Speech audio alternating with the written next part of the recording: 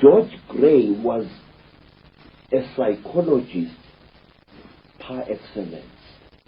George Gray was a trickster who knew the native races, and he knew how to exploit their beliefs to bring about their own destruction. Let me show you what Gray did. One day, when great tension was boiling up in the Cape, and when the colonialists were threatened by yet another border war between themselves and the Xhosa people, a number of Xhosa women, amongst them a Sangoma, a priestess diviner called Nongawuse, were tending crops when they heard voices calling out to them in the bush. Nongawuse, because she was a spiritual person and a healer, responded to these voices.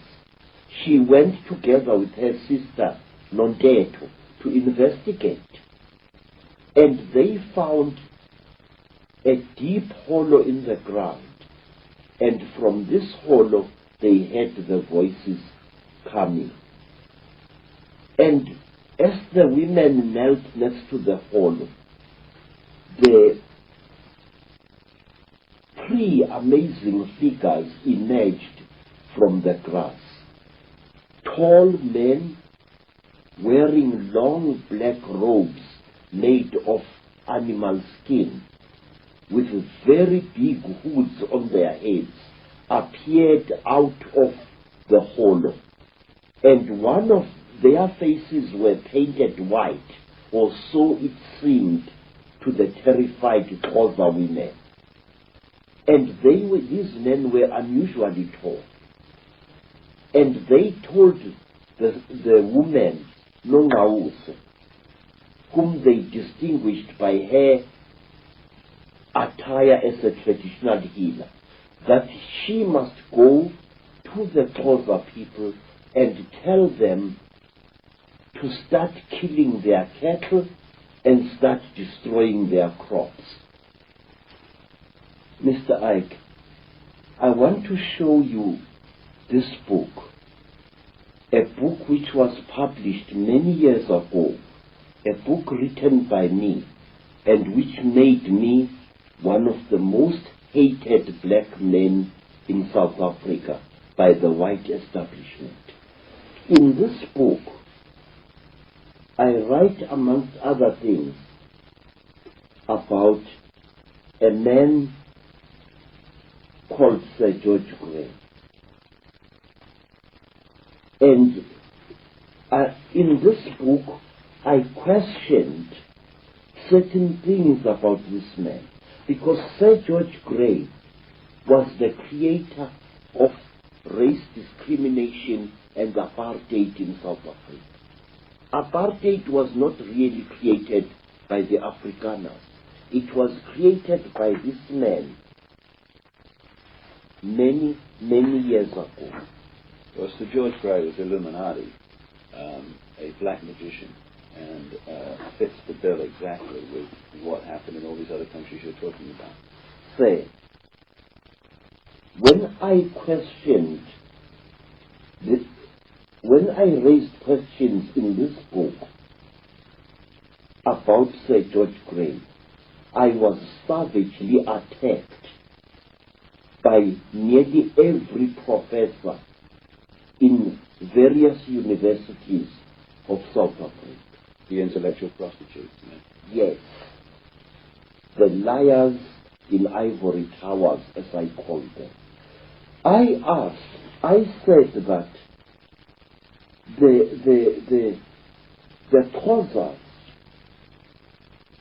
did not commit suicide in 1857. They were murdered. They were manipulated by Sir George Gray into destroying themselves. Isn't it interesting, Credo? I've noticed this myself, that the story you've just told about how those people were manipulated to kill their cattle and what have you, is mirrored again and again in the story that has spawned religion after religion. I mean, whether it's Muhammad or whether it's Joseph Smith with the Mormons, again and again, the initiator has a vision or an interaction with some guard figure or angel, and bingo, they get told to do certain things, and the rest is history. Yes, sir. And what is most interesting is that these interesting angels have suddenly disappeared in recent times. You no longer hear of an angel coming to tell some prophet to establish a new religion. No. Where have they gone? They carefully choose certain times.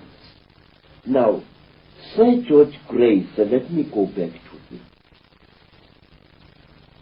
He manipulated the Xhosa people into killing themselves.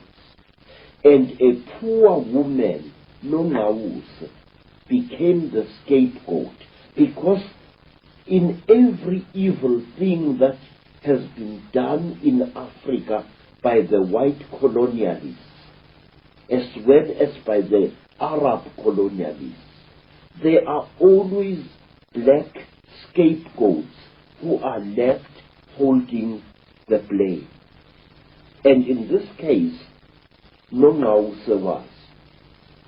According to South African official history books, we are told that Nongawuse had had a dream that her people must kill their cattle, her people must destroy their crops. And as a result of Nongawuse's dream, thousands died. And another lie was added to compound this infamous lie. We were told that Nongawuse had been a child when she had this dream. But that's a lie, sir. Photographs of Nongawuse taken after the terrible disaster show her as a mature woman who is wearing a beaded blanket, and on that beaded blanket it is shown clearly in beaded patterns that she was a Sangoma who had undergone several initiations. She was not a girl, but a spinster woman in her 25th year. And Nongawuse had not had a dream whatsoever. She had seen apparitions. She had seen men who posed as gods, who were disguised as supernatural beings, and she had not been alone. And another thing, the Xhosa people would never have listened to the word of any mature child on a serious matter like this, because to all African people, cattle and crops were not regarded as their property, but rather as the property of the ancestral spirit. Now, Nongawuse became a scapegoat. For a long, long time, our people hated Nongawuse for the dream she had supposedly had. And after I had brought questions about this story, after I had been torn apart by newspaper men, Nongawuse's story was suddenly changed and totally omitted in South African history books. I can show you some of these books where this story doesn't occur at all.